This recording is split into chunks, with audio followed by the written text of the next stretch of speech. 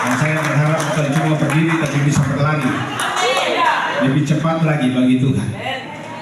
Haleluya. Dan luar biasa saya percaya saudara, semua saya perhatikan bahwa semua anak-anak sekolah minggu yang dibentuk di tempat ini, waktu mereka keluar, mereka betul-betul mempertahankan apa yang mereka terima dan mereka berhasil di tempat di mana mereka melayani, tetap mereka berhasil. Mereka tetap memiliki iman yang teguh untuk terus melayani Tuhan. Itu sebabnya saya percaya saudara, terus latih anak-anak kita di masa mereka masih kecil, dan biarlah terus mereka terlatih sehingga betul-betul mereka akan dipakai Tuhan dengan luar biasa. Bagi kemuliaan nama Tuhan, mereka tidak akan pengaruh dengan keadaan dunia, gaya dunia ini, tapi mereka akan tampil sebagai wujud anak-anak Allah yang senantiasa hidup mereka memuliakan Tuhan. Amin. Haleluya. Kita masih telah berbicara firman Tuhan hari ini, dan saya mau nanti lihat kalau memang Natal berikut lagi atau ini mungkin mereka yang biasanya menari tamborin di sini walaupun sudah menikah, kalau bisa lakukan hal itu, termasuk Dokter Tasya bisa menari tamborin, dan juga Dokter Angel memang kurang terlalu di sini karena diasuh oleh oma di Ambon, sehingga, dan saya percaya saudara, lalu mereka yang ini mulai ambil alih, mungkin tanggal 1 atau tanggal itu bikin perayaan itu memang mereka bisa tampil semua, sehingga bisa juga siap bisa pemain tamborin. Amin. Supaya itu mengalir bagi anak cucu, bagi anak-anak saudara. Haleluya. Dan saya percaya saudaraku yang kekasih, hari ini kita patut bersyukur kepada Tuhan. Bukan saja kelahiran Tuhan Yesus yang kita rayakan hari ini, tetapi ada saudara kita, ada pelayan kita. Dia adalah Bapak Menis Lapi yang punya hari ulang tahun sama dengan kelahiran Tuhan Yesus. Haleluya. Itu sebabnya saya minta dengan hormat maju ke depan, dan sebelum saya sampaikan firman, hamba Tuhan tolong berdoa bagi Bapak Menis Lapi. Karena hari ini saudara, dia punya usia yang ke-37 tahun. Luar biasa. Berarti Tuhan Yesus setelah lahir, lalu ya, mari hamba Tuhan, saya minta supaya semua berdiri, hamba Tuhan semua berdiri untuk mendoakan. Jadi memang kalau dipanggil Bapak itu pas sekali, sebab memang harus jadi hamba Tuhan. Haleluya. Mari tolong berdoa bagi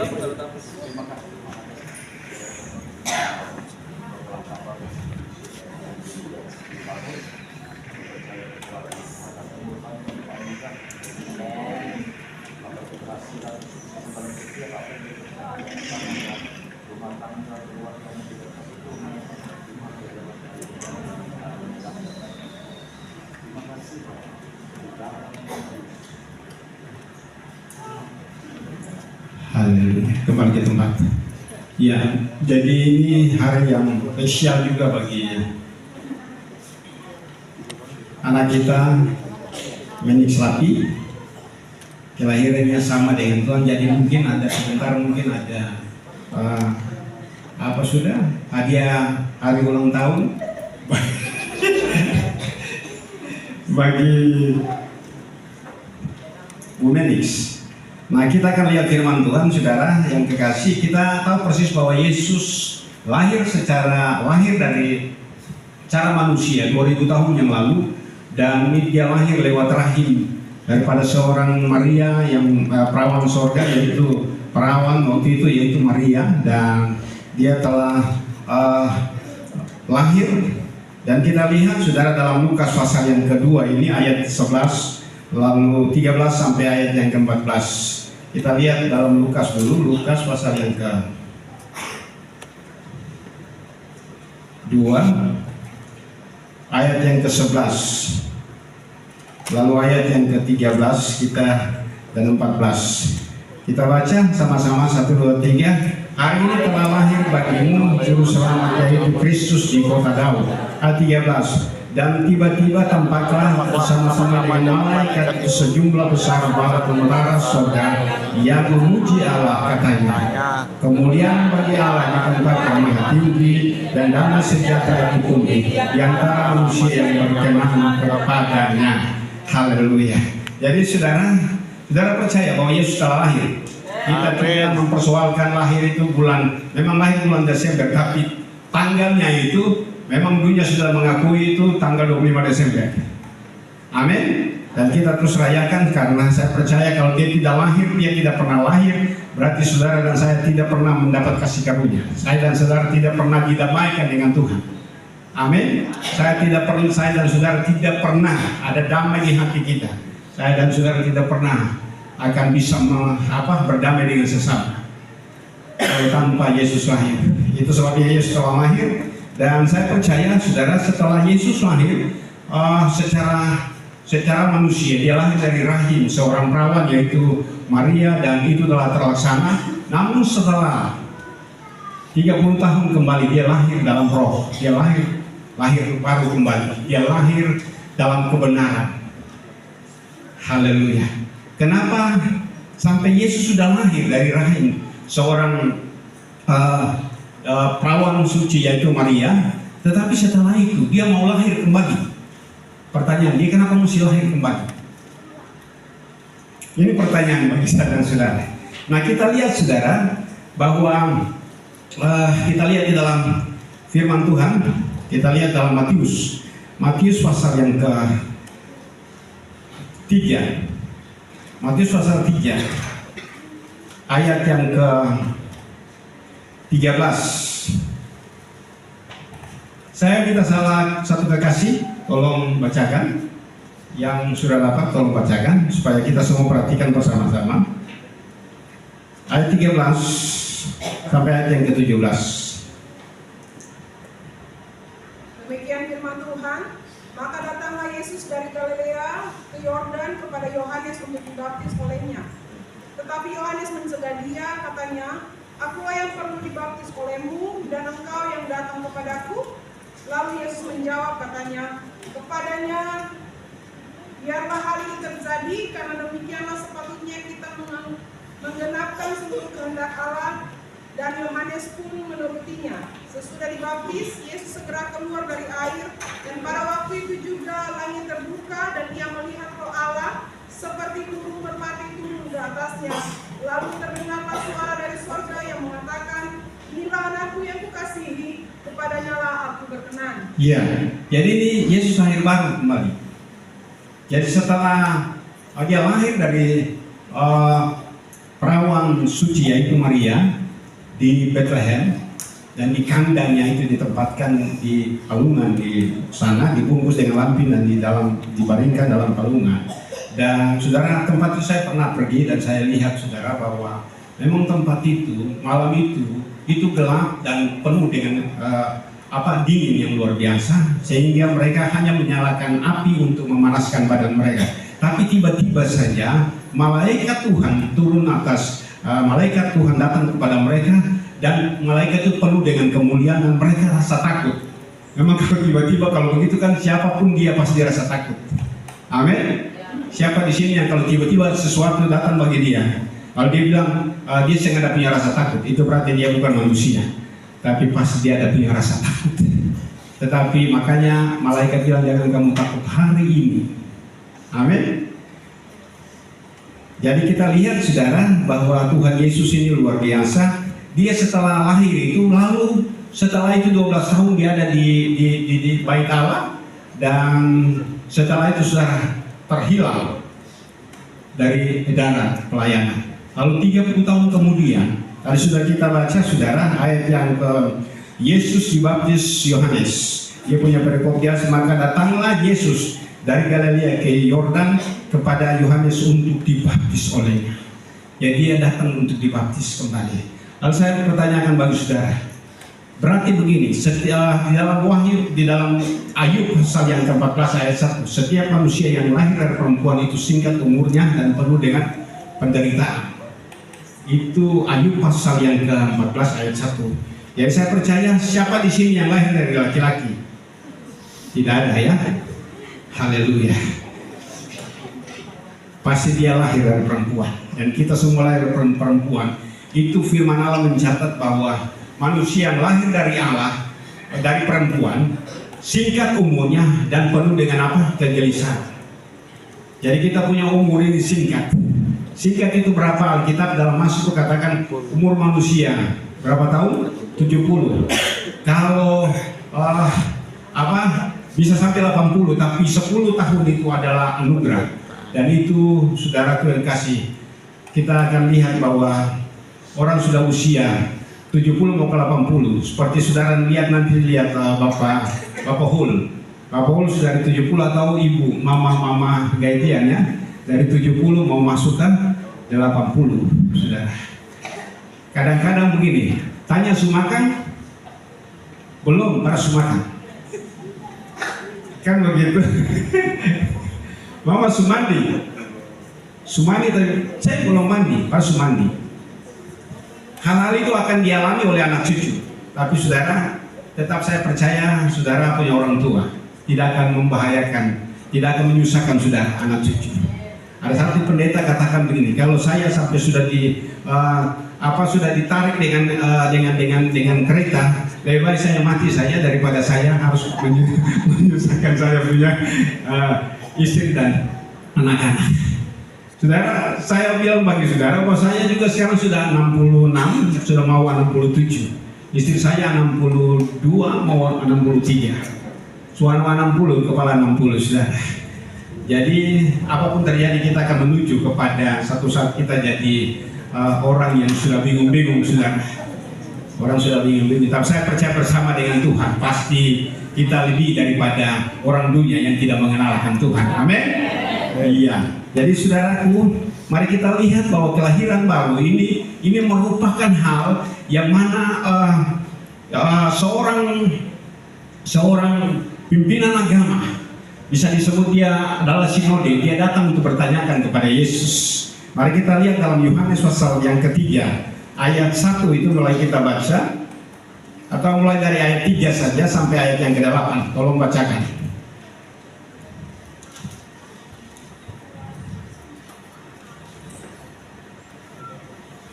Yesus menjawab katanya, "Aku berkata kepadamu, sesungguhnya jika seorang tidak dilahirkan kembali, ia tidak dapat melihat kerajaan Allah." Sesungguhnya seorang tidak dilahirkan kembali, dia tidak akan melihat kerajaan Allah.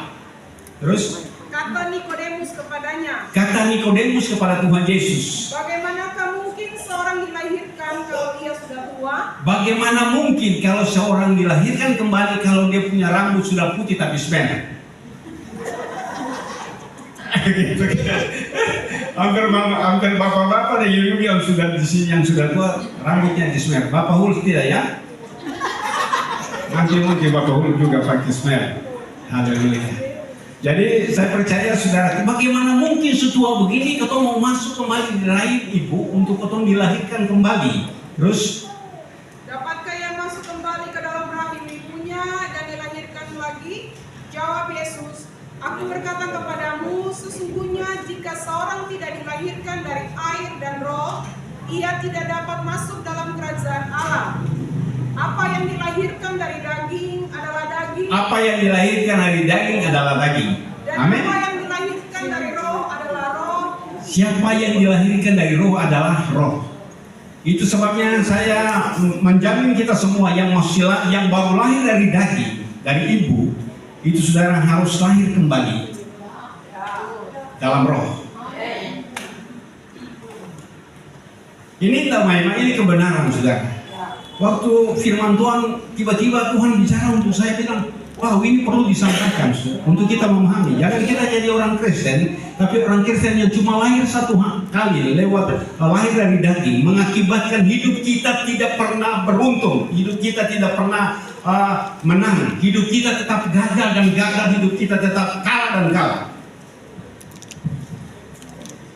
Karena kami 4 orang dalam pelayanan satu bapak di rumah sakit tadi, saya lupa bilang ibu untuk cek bapak kekasih sudah dia keluar dari rumah sakit atau belum. Jadi begini, belum mampu untuk bisa meninggalkan segala sesuatu. Karena apa? Belum dimateraikan untuk menjadi anak Allah. Sehingga waktu kalian dimateraikan menjadi anak Allah, berarti kuasa Bapa telah berikan bagi dia. Sehingga dia bisa menolak segala sesuatu yang selama ini kita anggap itu hobi kita, anggap itu, tapi itu merupakan saudara, kalau saudara yang terbiasa dengan minum, untuk melepaskan minum itu susah, karena minuman itu sudah jadi raja dan saudara jadi hamba. Saudara yang terbiasa dengan merokok, saudara, lalu kalau saudara mau tinggalkan rokok itu tidak akan mudah. Karena apa? Rokok telah menjadi tuan dan saudara menjadi hamba daripada rokok.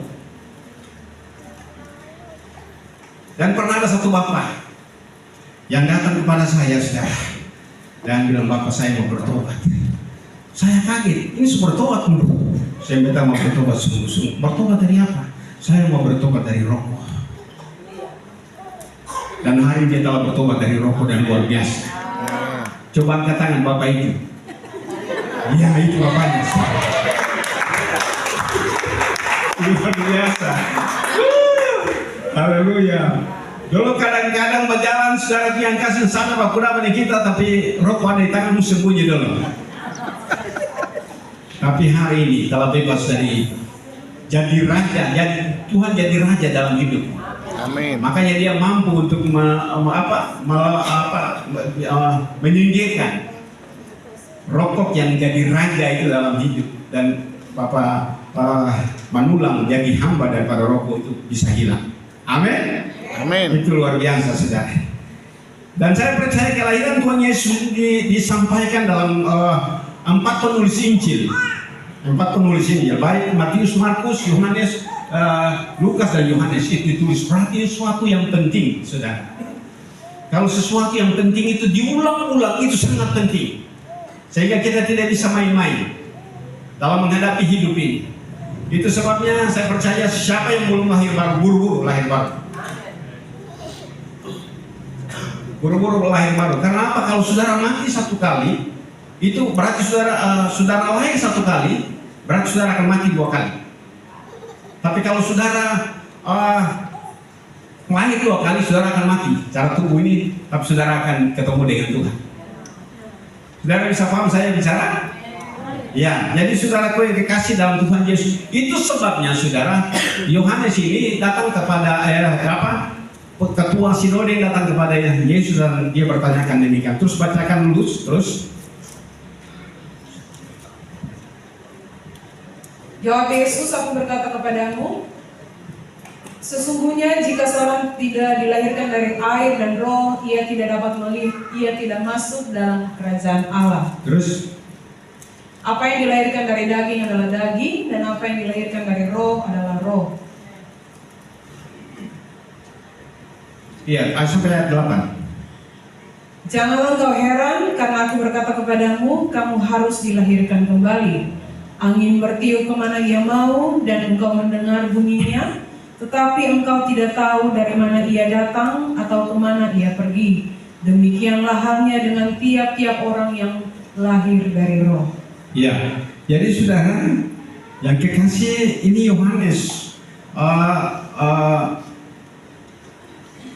ketua sinode, ini seorang Nikodemus, dia pengajar, dia pemimpin agama Yahudi, dan dia datang kepada Yesus malam-malam untuk dipertanyakan hal itu kepada Yesus tentang baptis, tentang Yesus itu seorang rasul yang luar biasa. Lalu kenapa sampai Yesus tidak menjawab apa yang dia punya pertanyaan, tapi Yesus bilang, "Nikodemus, kalau kau tidak dilahirkan kembali, kau tidak akan melihat kerajaan surga." Lalu setelah itu dia bilang, "Bagaimana mungkin?" Setelah itu dia katakan bahwa Yesus katakan, "Jikalau seorang tidak dilahirkan kembali dari air dan roh, dia tidak akan masuk dalam kerajaan Allah."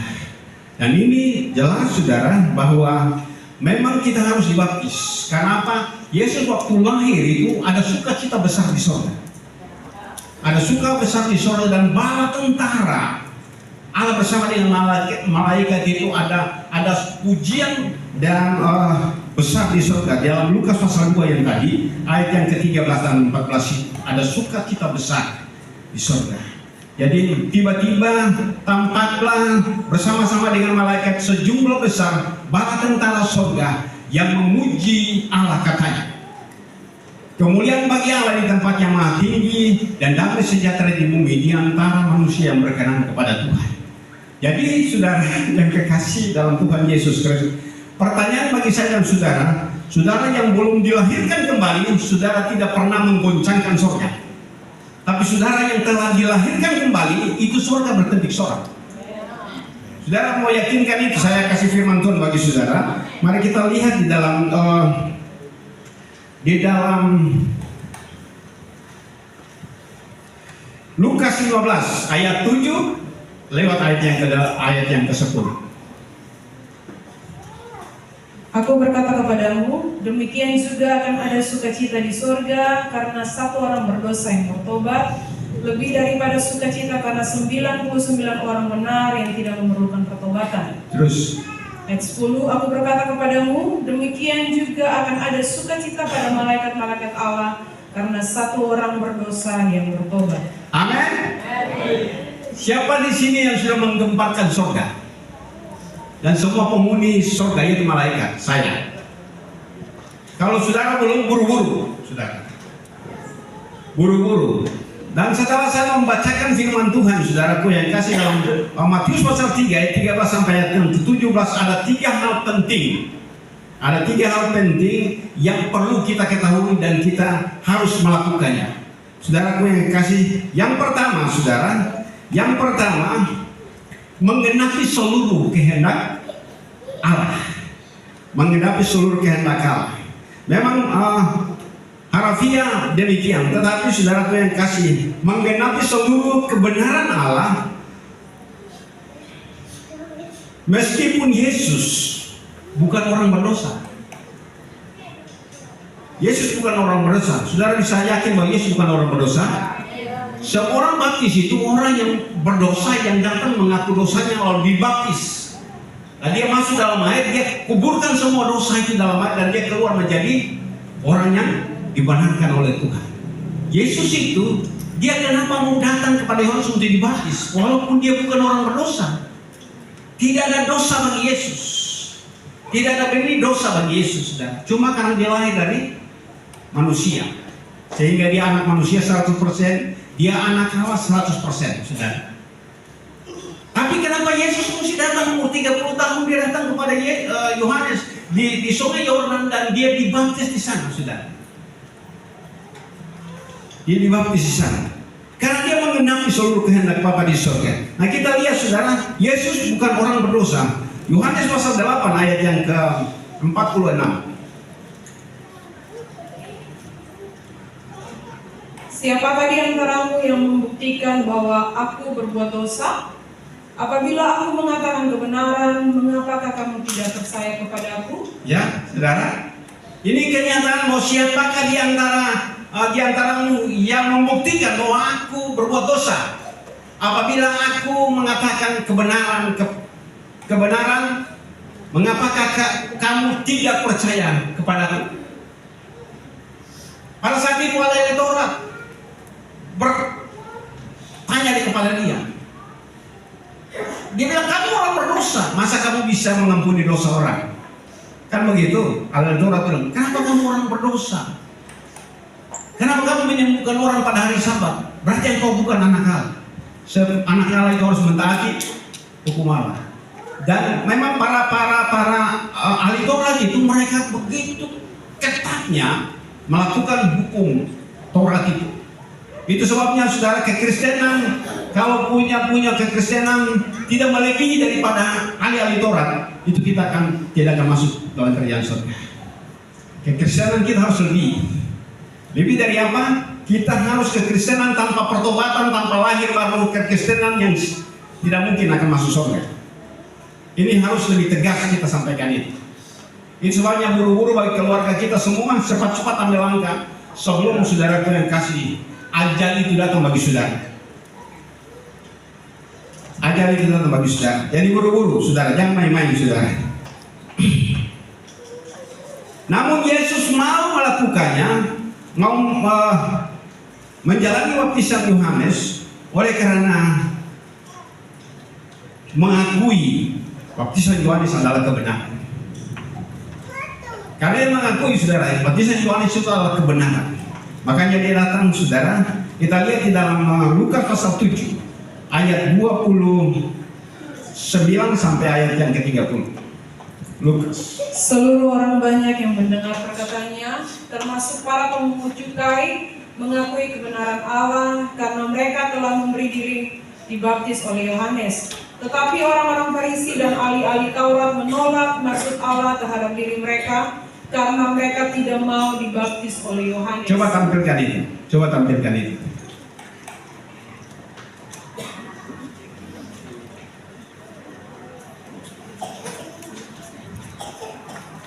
Coba tampilkan Lukas pasal 7. Lukas pasal 7 ayat 29.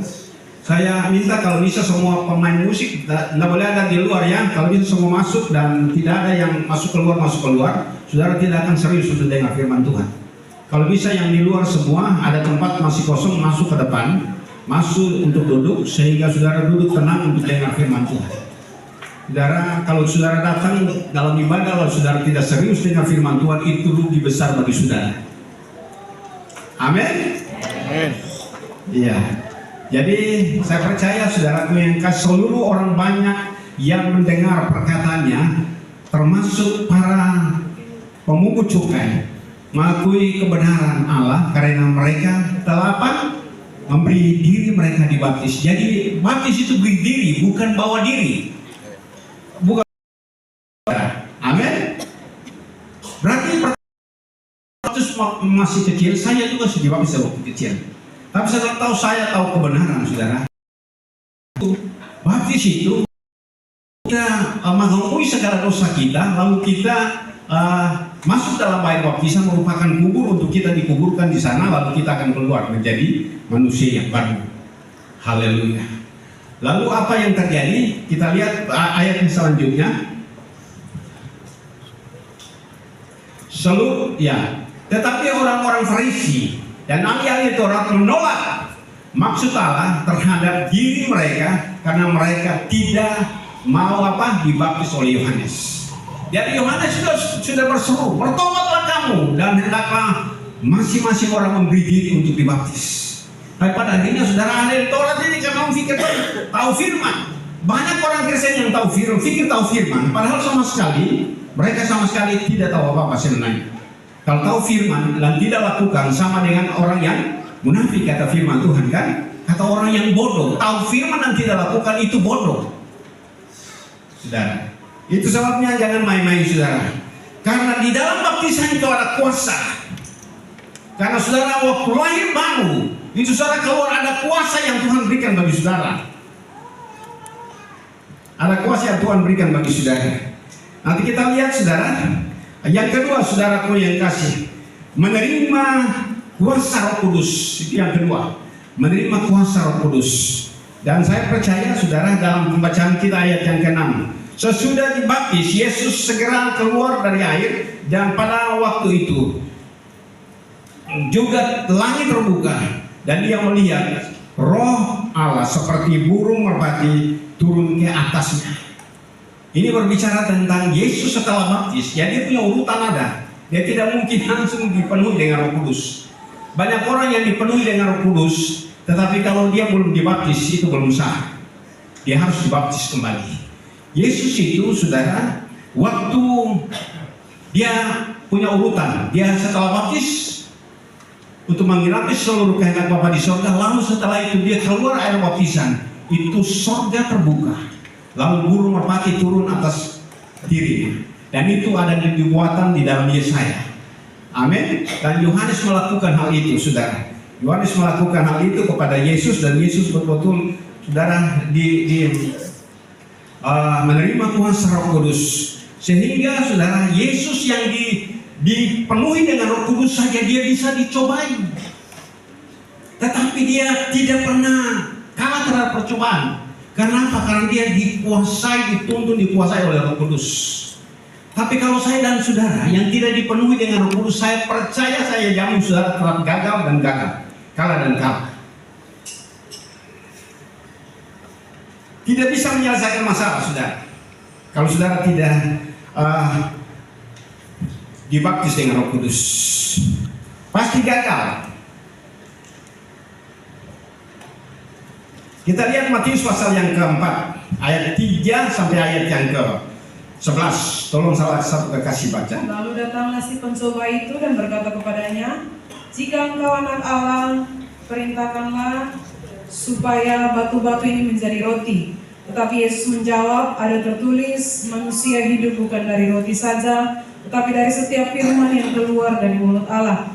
Kemudian iblis membawanya ke kota suci dan menempatkan dia di gunggungan bait Allah, lalu berkata kepadanya, "Jika engkau anak Allah, jatuhkanlah dirimu ke bawah, sebab ada tertulis mengenai engkau, ia akan memerintahkan malaikat-malaikatnya, dan mereka akan menatang engkau di atas tangannya, supaya kakimu jangan terantuk kepada batu." Yesus berkata kepadanya, "Ada pula tertulis, janganlah engkau mencobai Tuhan Allahmu." Dan iblis membawanya pula ke atas gunung yang sangat tinggi dan memperlihatkan kepadanya semua kerajaan dunia dengan kemegahannya, dan berkata kepadanya, "Semua itu akan kuberikan kepadamu jika engkau sujud menyembah aku." Maka berkatalah Yesus kepadanya, "Enyalah iblis, sebab ada tertulis, engkau harus menyembah Tuhan Allahmu, dan hanya kepada Dia sajalah engkau berbakti." Lalu iblis meninggalkan dia, dan lihatlah malaikat-malaikat datang melayani Yesus. Saudara, setelah dia meninggalkan Yesus, tidak ada lagi pencobaan. Kalau dalam Lukas itu masih ada pencobaan. Lukas 4 itu, saudara coba lihat di padang gurun, saudara. Dia tunggu waktu yang terbaik. Jadi bayangkan Yesus sudah dipenuhi dengan Roh Kudus saja. Itu dia supaya dia tidak pernah jatuh, dia tidak pernah tergiur untuk melakukan hal itu. Dan dia katakan, iblis tahu firman. Saudara, iblis tahu firman.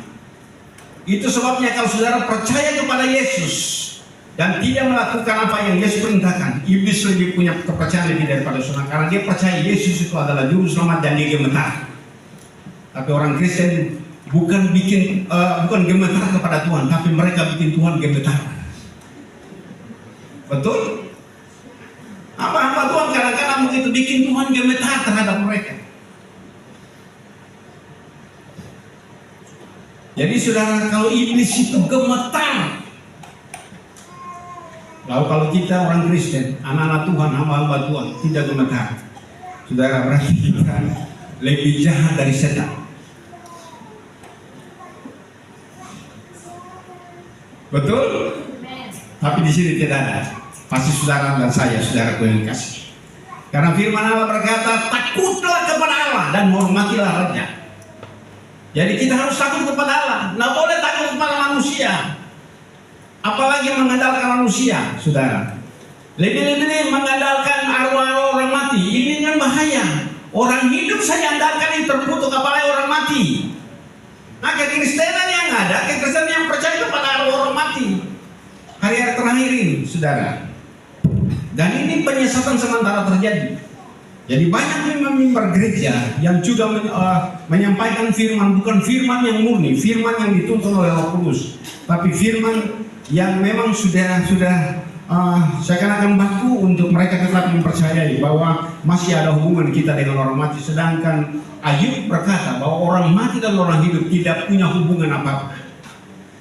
Tapi seringkali kita bilang, "Wow, tadi malam mama nenek datang ke tahu. Nenek bilang kamu bikin natal, kamu lupa nenek pun kubur ada kotor. Tolong kita bersih dulu." Haleluya. Lalu mungkin karena kerja karena hujan, lalu flu, lalu bilang kata ini karena segala. Haleluya. Jadi jangan saudaraku yang kekasih selalu mempersalahkan iblis. Kan hidup ini seringkali mempersalahkan iblis kan? Para iblis tidak perlu disalahkan. Karena orang dicobai karena keinginannya sendiri. Amin. Jadi mari saudara yang dikasih. Nah ini saya percaya ini tidak bisa kita main-main, saudara. Kita harus dipenuhi dengan Roh Kudus. Makanya Yesus berkata kepada, "Jangan kamu tinggalkan Yerusalem," kepada murid-murid. "Tunggulah, kamu akan dipenuhi dengan Roh Kudus. Baru dari situlah kamu akan pergi untuk apa? Memberitakan Injil." Itu sebabnya orang Kristen tidak bisa bersaksi kepada yang lain. Kenapa? Karena saya dipenuhi dengan Roh Kudus. Di Kisah Para Rasul, dia bilang begitu. Kisah Para Rasul 1 ayat yang ke-8. Coba tolong baca. Kisah Para Rasul 1 ayat yang ke-8. "Tetapi kamu akan menerima kuasa. Tetapi kamu akan menerima kuasa Kalau Roh Kudus turun ke kalau atas Roh Kudus kamu. turun atasmu. Dan kamu akan menjadi saksiku di Yerusalem. Dan kamu akan menjadi saksiku di rumah. Dan di seluruh Yudea. Dan di seluruh Yudea, di desa macam Yatoke atau di Somaki. Dan Samaria. Dan di Samaria, di Kabupaten MBD atau di Kabupaten KKT. Dan sampai ke ujung bumi. Baru sampai ke ujung bumi. Saya bangga sekali seorang hamba Tuhan yang kita sama-sama ke sana. Dia mulai berdiri bersaksi. Waduh, luar biasa. Bersaksi dia Daud, saudara. Itu memang iblis gemetar. Kemarin itu saudaraku yang kekasih, mereka membuat kita pelayan Tuhan gemetar di sana. Tapi hari itu kita bikin mereka semua gemetar.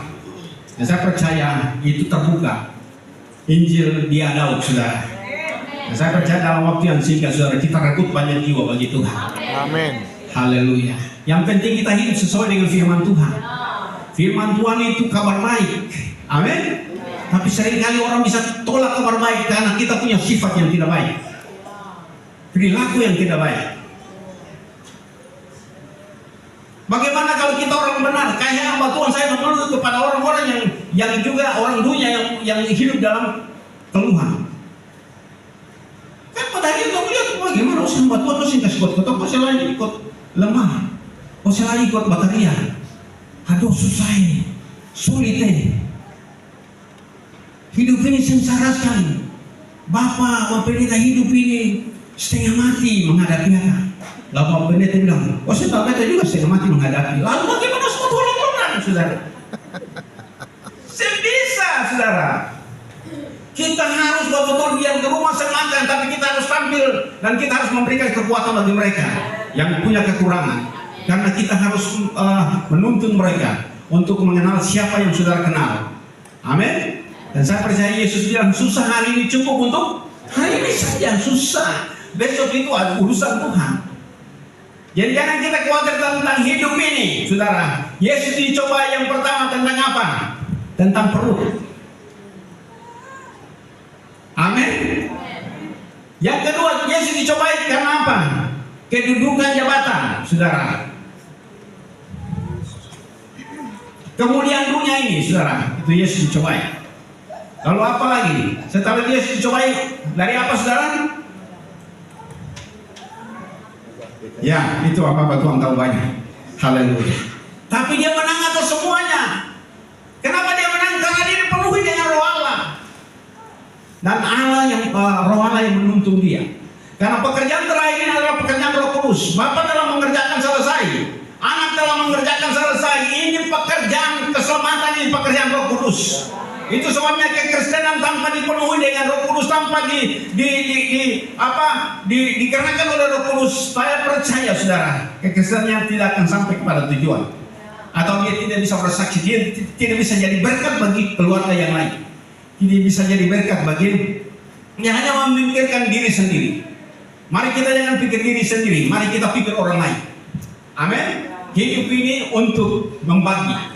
Jadi kalau saudara dan kekasih dalam Tuhan Yesus Kristus, saya pernah bilang saudara, kalau saudara pun pakaian di apa sudah lemari terlalu banyak, saudara, lebih baik saudara sultirakan lebih baik, lalu masih layak untuk orang pakai, kasih orang pakai, daripada saudara simpan begitu sampai padanya bungkus selalu dibakar.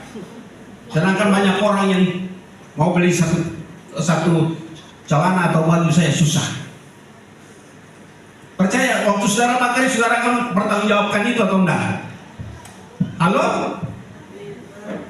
Saudara kadang-kadang makan itu lalu makan karena makan yang cewek lalu makan saya habis lagi sisa masih. Padahal masih semua layak untuk dimakan, saudara. Karena memang sudah belum kenang, tapi karena cewek makan lebih cepat kalau ketemu stop selesai. Ini saudara, ini hal yang saudara, banyak orang di Ethiopia sana masih makan. Banyak orang di tempat-tempat yang tertentu tidak makan, saudara. Saya pernah lihat bagaimana orang-orang yang ada di dunia ketiga sana, gimana mereka lapar, saudara. Sampai kincing kuda mereka minum, kotoran kuda mereka minum, sampai tunggu mati. Lalu tega, saudara, dan saya lihat mereka Saudara makan buah-buahan makanan. Saudara minum aqua yang pernah habis.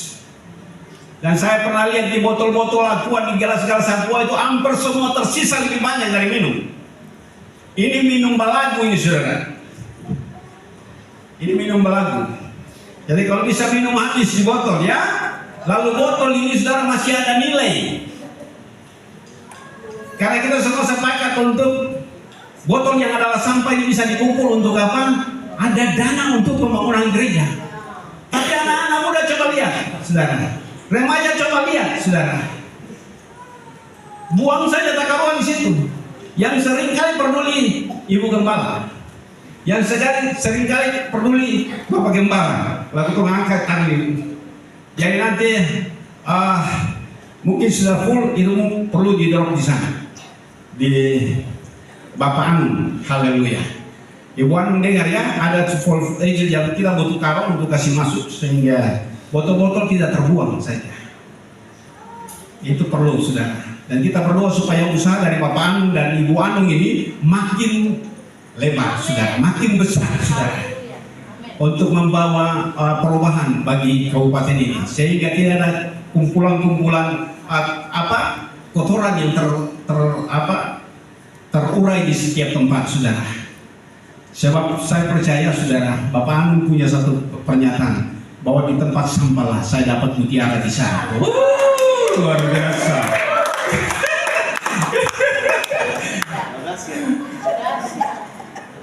Iya, jadi saudara, pekerjaan yang kotor, saudara, kadang-kadang kita semua anak-anak muda dengar, mau pekerjaan yang bersih, tangan bersih, lalu abaikan pekerjaan yang tangan kotor. Padahal saudara, kalau saudara kerja sungguh-sungguh, walaupun saudara cium kotoran binatang, tapi saudara sungguh-sungguh kerjakan akan, saya percaya, saudara bersama dengan Tuhan pasti saudara terus diberkati oleh Tuhan. Dari kecil bisa sampai yang besar. Bisa saudara jadi peternak yang luar biasa. Semua orang mau beli babi, datang saya kepada saudara. Mau umur 1 bulan, 2 bulan, 3 bulan, 1 tahun, ada semua. Kan setiap hari kalau itu ada. Haleluya. Ini hal saudaraku yang kasih. Kadang-kadang kita lihat orang mau di belakang meja saya, tarik begini ada uang. Tapi saya mau tangan kotor bikin kebun, sudah. Saya dan ibu sementara bikin kebun. Berdoa supaya kita punya kebun berhasil. Kita undang satu jemaat ini untuk makan jagung di sana. Haleluya. Ini dah ini serius sudah. Ini serius. Jadi saudaraku yang dikasih. Jadi yang ketiga, yang ketiga, tanda materai kita sebagai anak Allah. Jadi baptisan itu tanda materai kita menjadi anak Allah. Ayat yang ke-17 dari pembacaan kita. Ayat 17 dari pembacaan kita, dia bilang begini saudaraku yang kekasih. Lalu terdengarlah suara dari surga yang mengatakan, inilah anakku yang kukasihi, kepadanya aku berkenan. Ini materai saudara. Saudara mau masuk bioskop, punya karcis tapi saya nggak ada cap. Semungkin saudara masuk. Kan kita orang Kristen rindu untuk masuk surga. Tapi kita pertahankan satu kali sudah baptis itu saja saudara. Saudara baptisan Yohanes saja yang sudah dibaptis oleh Yohanes saja masih dibaptis ulang. Sebab Yohanes itu harus saudara disertai dengan harus berusaha untuk dipenuhi dengan Roh Kudus. Banyak orang yang sudah baptis ulang tapi belum dipenuhi dengan Roh Kudus. Ini perlu saudara berdoa sungguh-sungguh sehingga saudara harus dipenuhi dengan Roh Kudus. Dipenuhi dengan Roh Kudus saudara. Bagaimana saudara dipenuhi dengan Roh Kudus saudara? Kalau 1 bulan saudara ibadah cuma 1 kali. Kalau 1 bulan saudara cuma berdoa 1 kali. Doa yang paling banyak itu tunduk lalu berdoa permakanan saja. Kan berdoa pergi sendiri saja. Tapi lebih banyak saudara berdoa, saudara punya hubungan dengan Tuhan. Lebih banyak saudara menangis di hadapan Tuhan. Tiba-tiba saudara akan kasih kaji lain bahasa-bahasa baru yang saudara sendiri tidak tahu. Kalau mulut saudara itu bahasa roh. Bahasa roh itu saudara, itu bahasa di mana Inggris itu sendiri tidak tahu, tapi Tuhan yang tahu. Kalau saudara bahasa Indonesia itu iblis tahu. Makanya iblis dia tahu firman Tuhan. Ada tertulis bahwa malaikat Tuhan akan datang untuk apa? Menatang engkau di kanan sehingga kakimu tidak akan terantuk kepada batu. Dia kutip firman Tuhan. Manusia pertama jatuh oleh apa? Rayuan iblis. Semua pohon dalam taman ini boleh apa? Boleh kamu makan dengan bebas, tapi di tengah-tengah itu jangan kamu makan. Sebab waktu kamu makan, kamu pasti mati. Tapi ular kata bilang begini, "Seng," begitu. Tuhan tahu kalau Osem makan buah di tengah-tengah itu nanti sama dengan Tuhan, matamu akan terbuka. Kau tahu baik dan jahat. Kalau dia lihat begini, iya ini buah ini bagus sekali. Tiba-tiba begini buah jahat, dia ambil buah itu. Di sekolah minggu kau tahu bilang waktu Hawa ambil buah itu, kenapa? Karena Adam ada tidur di rumah. Padahal setelah dia makan buah itu dia kasih kepada Adam. Berarti Adam ada tidur kan? Adam bersama dengan dia.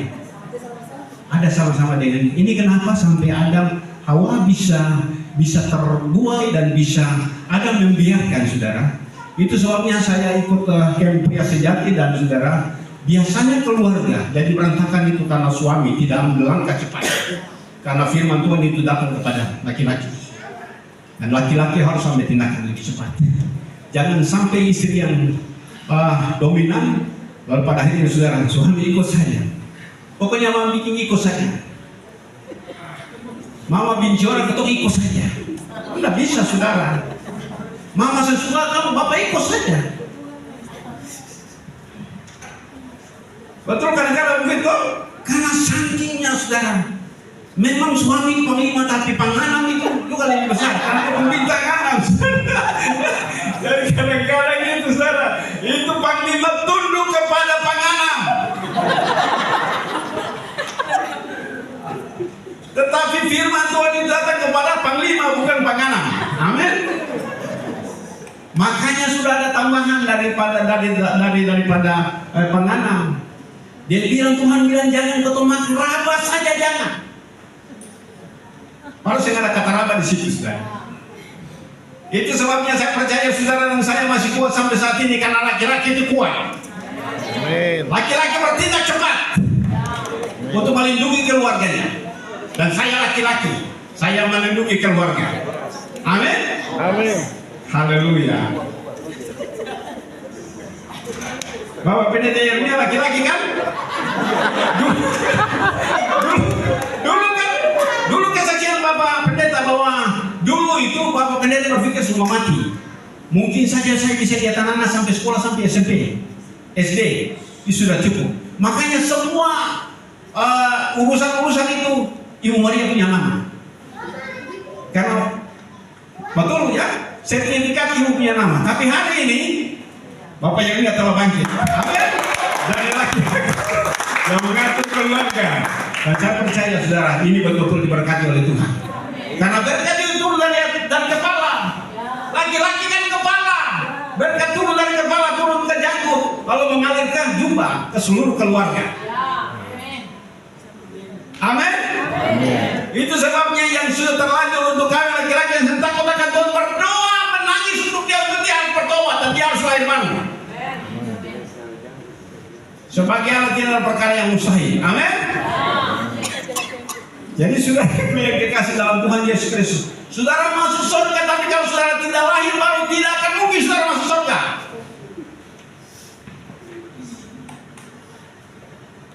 Mari kita serius dengan Tuhan. Dan kita bukan cuma serius dengan Tuhan untuk melakukan, tapi kita masuk dalam pelayanan. Cinta mula-mula saudara yang kekasih dalam Tuhan, satu jemaat di Asia Kecil itu siapa itu? Jemaat apa itu yang dia telah sudah kasih mula-mula. Dia tidak panas, dia tidak dingin. Lebih baik engkau panas atau lebih baik engkau dingin. Kalau engkau sungsung, aku akan muntahkan engkau telah jatuh begitu dalam. Itu saudara yang kasih. Itu sebabnya saudara yang kekasih dalam Tuhan Yesus Kristus hari ini, engkau sudah lahir baru. dan engkau sudah dipenuhi dengan Roh Kudus, tetapi karena kesibukan pekerjaan engkau bisa membuat Roh Kudus sementara juga sakit untuk tidak menuntun engkau, dan pada akhirnya engkau lebih mengutamakan pekerjaan daripada mengutamakan pekerjaan Tuhan. Padahal Alkitab katakan, saudara, kasihilah Tuhan Allahmu dengan segenap hati, segenap jiwa, segenap kekuatan. Orang di situ kasihilah sesama manusia seperti dirimu sendiri. Bukankah kita katakan carilah dahulu kerajaan surga dan kebenarannya, semua yang kita butuhkan itu akan ditambahkan. Amin. Apa gunanya kita cari semua dunia ini, kita ketemu dunia itu, kita ketemu semua keberhasilan kita, pada akhirnya saudara kita akan ditolak oleh Tuhan. Masih lebih baik saudara kita tidak dapat semua apa yang kita impikan, tapi kita pada akhir hidup ini kita akan diterima oleh Tuhan. Jauh lebih baik saudara yang kekasih. Ini sangat penting. Firman Tuhan saya dibacakan di sini, saya percaya saudara. Mari kita saudara, ini baptisan selam ini bukan hal yang main-main. Ini sampai ada pertanyaan saudara, pertanyaan ini saya ingat kembali saudara, mereka datang tanya Yesus. Mari kita lihat di dalam firman Tuhan ini saudara, Matius pasal 21 ayat 23. Tolong bacakan saya sampai ayat yang ke-27. Tolong bacakan cepat-cepat. Pertanyaan mengenai kuasa Yesus. Ya. Lalu Yesus masuk ke bait Allah, dan ketika ia mengajar di situ, datanglah imam-imam kepala serta tua-tua bangsa Yahudi kepadanya dan bertanya, dengan kuasa manakah engkau melakukan hal-hal itu, dan siapakah yang memberikan kuasa itu kepadamu? Jawab Yesus kepada mereka, aku juga akan mengajukan satu pertanyaan kepadamu, dan jikalau kamu memberi jawabnya kepadaku, aku akan mengatakan juga kepadamu dengan kuasa manakah aku melakukan hal-hal itu. Dari manakah baptisan Yohanes? Dari surga atau dari manusia? Mereka yang memperbincangkannya di antara mereka dan berkata, jikalau kita katakan dari surga, ia akan berkata kepada kita, kalau begitu mengapakah kamu tidak percaya kepadanya? Tetapi jikalau kita katakan dari manusia, kita takut kepada orang banyak, sebab semua orang menganggap Yohanes itu nabi. Lalu mereka menjawab Yesus, kami tidak tahu. Dan Yesus pun berkata kepada mereka, jika demikian, aku juga tidak mengatakan kepadamu dengan kuasa manakah aku melakukan hal-hal itu. Amin. Pertanyaan bagi kita semua, baik yang sudah baptis atau yang sementara ragu-ragu, yang sementara mau baptis saudara. Baptisan Yohanes itu dari surga atau dari dunia ini? Perintah baptisan Yohanes itu dari surga atau dari dunia ini? Kalau dari surga, kenapa sih saya lakukan? Makanya bilang, kalau bilang dari surga, kenapa kamu tidak percaya, tidak lakukan?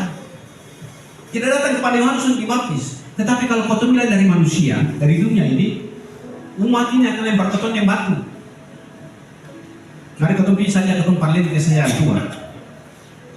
Maka Yesus bilang, aku pun tidak memberitahukan kepada siapa yang memberikan aku kuasa untuk melakukan hal itu. Saudara yang kekasih, dalam Markus pasal yang ke-16 ayat yang ke-15 dan sampai ayat yang ke-14 dia bilang, pergi beritakan Injil, siapa yang percaya dibaptis dan diselamatkan, siapa yang tidak percaya akan dihukum. Tanda-tanda ini akan menyertai orang-orang yang apa?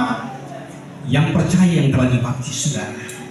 Itu sebabnya saudara yang kekasih, saya percaya saudara, tanggal 1 kita ada di pantai untuk mengakhiri. Kalau saudara yang mengambil keputusan, ada Novi mana Novi? Angkat tangan Novi, mana Tommy? Ya, harus saudara, karena ada di pastor yang harus lahir baru dalam nama Tuhan Yesus Kristus.